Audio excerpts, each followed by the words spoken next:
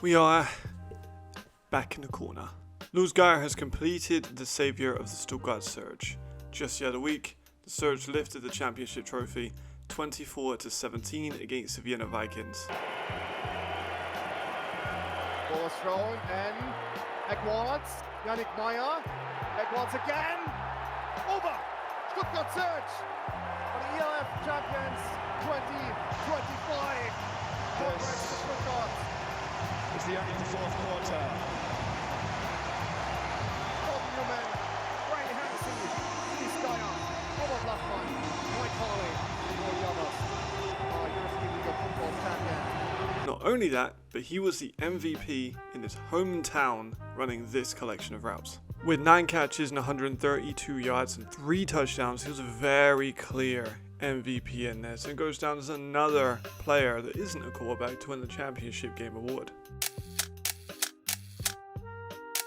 My evaluation of Geyer has been long overdue because of just the uniqueness that he possesses in the history books of European American football. Starting off with the first season of the Stuttgart Surge. It was a stunningly unremarkable 2-8 finish that resulted in the last place in the division. However, there was a player in the list of receivers that definitely stood out. This year he would be honoured with the 2021 Rookie of the Year in the ELF, laying the foundation for what we would see in the future.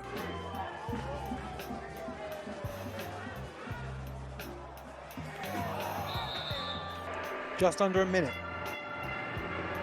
Hennessy's got a whole lot of time. He's looking back left corner. The 2022 season would be a turning point for Geyer. He left the Surge. And it was probably a great decision in retrospective. They finished 0-12 and they didn't get a single win, and of course finished last in the division. They're the only team that didn't get a win. Even the bloody Istanbul Rams got a win in their one and only year. 47 yards to Vecchio. It's up. And it's no good. He missed it. And the Istanbul Rams, they lost their last game out in this stadium 70-0 to Hamburg. But today, everything has changed for this Istanbul franchise. They win over the previously 5-1 Barcelona Dragons, 22 points to 19. Meanwhile, in northern Germany, Geyer continued to develop. Honestly, the 2022 Cologne Centurions could have their own full-length documentary. It was one of the most unique teams in the history of the league. A German quarterback with Jan Weinreich, a surprisingly stacked receiver room featuring Quinton Pounds, Paul Lenhart, Justice Lanzinger, Yannick Lorex, Louis Geyer, and the only Chinese player to ever play in the ELF. Shout out Shida Wang.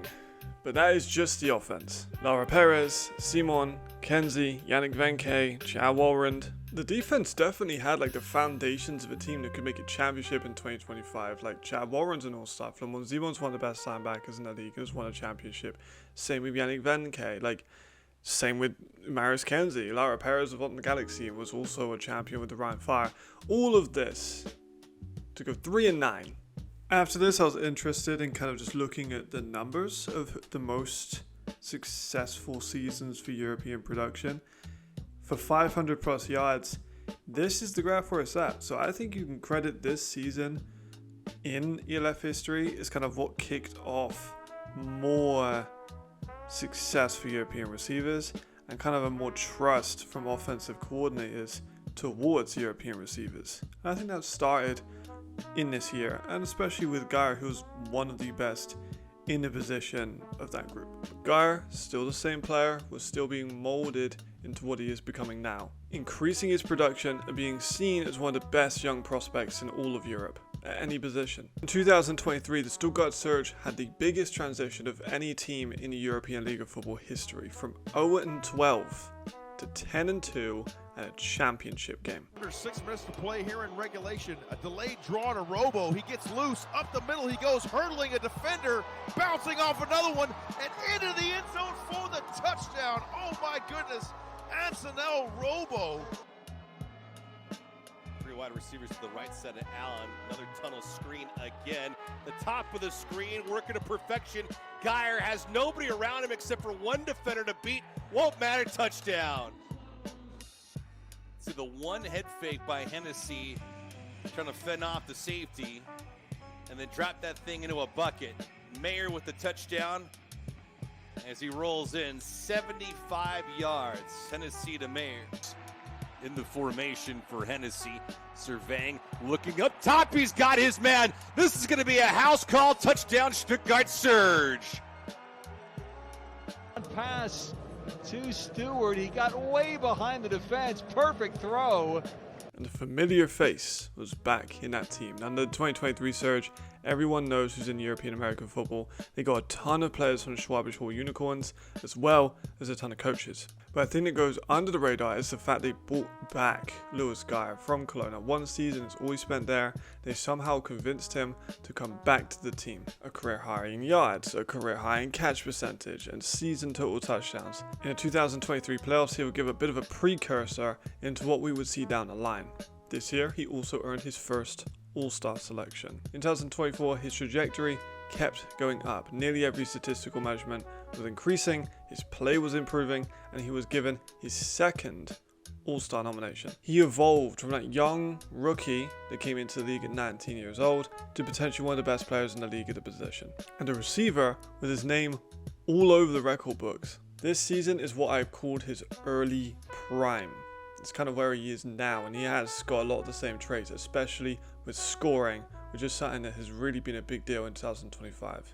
And that leads us to the guy that we have in 2025, another All-Star selection in this season just gone, a championship with a former 0-12 team that happens to be his hometown, and a game MVP in that game. Let's finally get into the tape.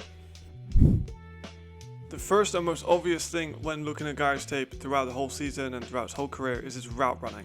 Geyer's film is a good study of a player who lacks a wide range of variety in his routes, but can clearly do more than he is showing on his routes because the routes that he does run are so refined. Let's explore just a couple of those routes. This route for the championship game is one of my favorites for the whole year. Many people believe that the corner just slipped, but it's a whole lot more technical than that.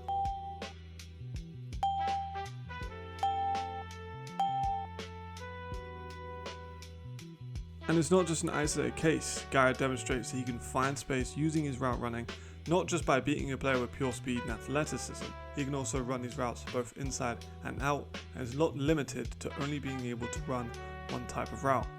He can stop quickly on those short routes and has solid cuts as breaks. His footwork is well above the standard of most Europeans. Run after catch. Throughout the tape, Geyer runs a hell of a lot of hitches. 35 seconds in. Laycock was winding down, high to blitz, but it's a four-man rush. Hennessy at the 12, first down. Riley Hennessy looks on the blitz because Hennessy needs time. Probably not because Hennessy. They want to do is take time off. Hennessy looks that way. Throughout those plays, he is always fighting for extra yards, and his frame and size and length allows this stiff arm to become his number one weapon. He's consistently finding small, just extra pockets of space or extend into that first down because he has strength in these pools when he's just able to hit the defender in the right spot.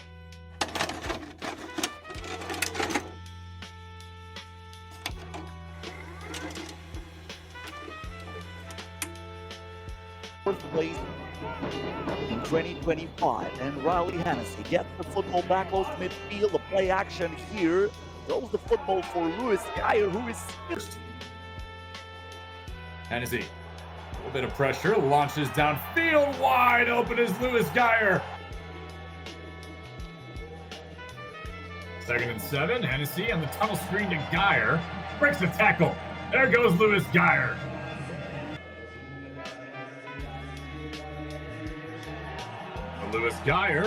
Louis Geyer on the run!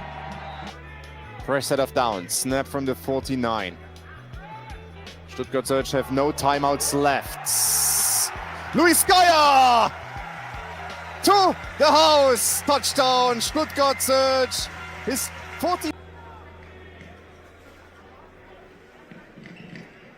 Snap before the 2-minute warning. Luis Geyer with the reception.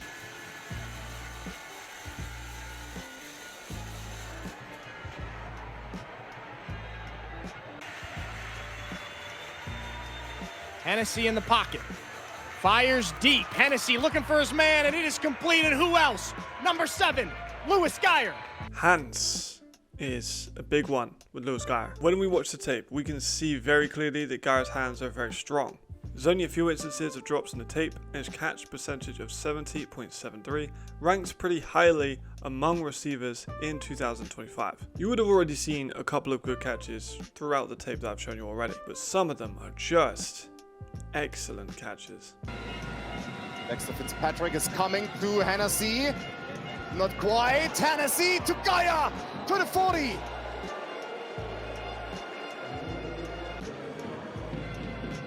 Again, Hennessy, a bit wobbly. Mega catch by Geyer. Schlabitz. He demonstrates good ball tracking and eye discipline while maintaining control of his body and keeping his feet in sync, which is something that not a lot of Europeans can really master this early on in their career. And like I said before, scoring has been an early and often part of Geyer's ELF career. This season, his scores don't show any particular trends, except that he tends to score on longer plays. But he also mixes in rec scores, red zone scores, and those big plays where he shows some of that great route running that leaves DBs on the floor. There's Ali going deep to Geyer, passes.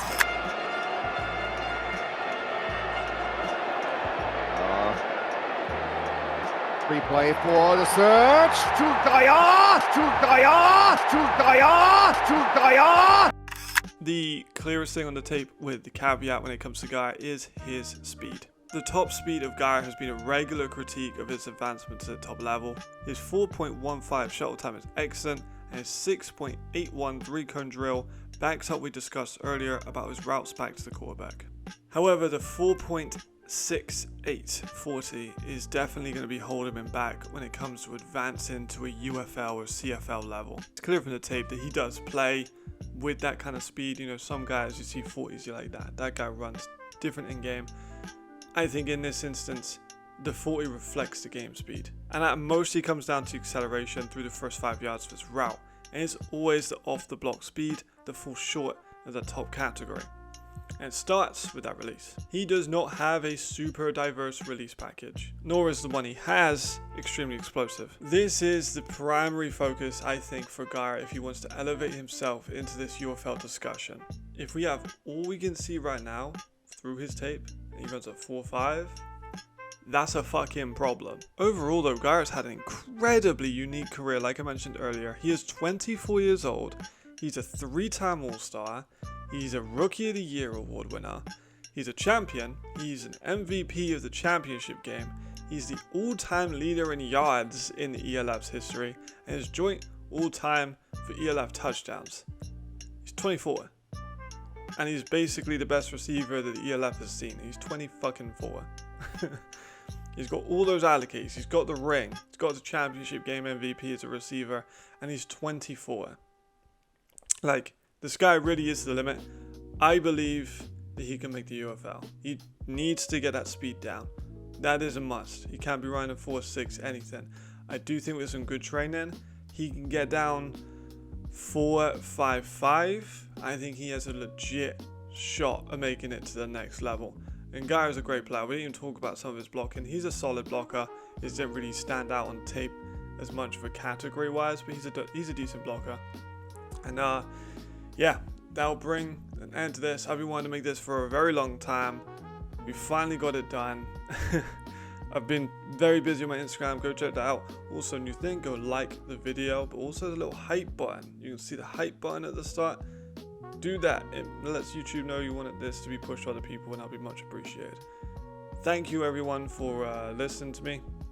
I'll see you next time. I think I'm going to do Lucky next. Be long awaited. Need to get it done, but after Geyer's championship performance, I was able to see that live in person. It was such a great performance. I can't wait to potentially watch more games in the future of him playing in. That being said, see you next time. Thank you to all the channel members, as well, of course. If you want to be a channel member, send you £1 to get early access to these videos. I'll see you next time. Goodbye.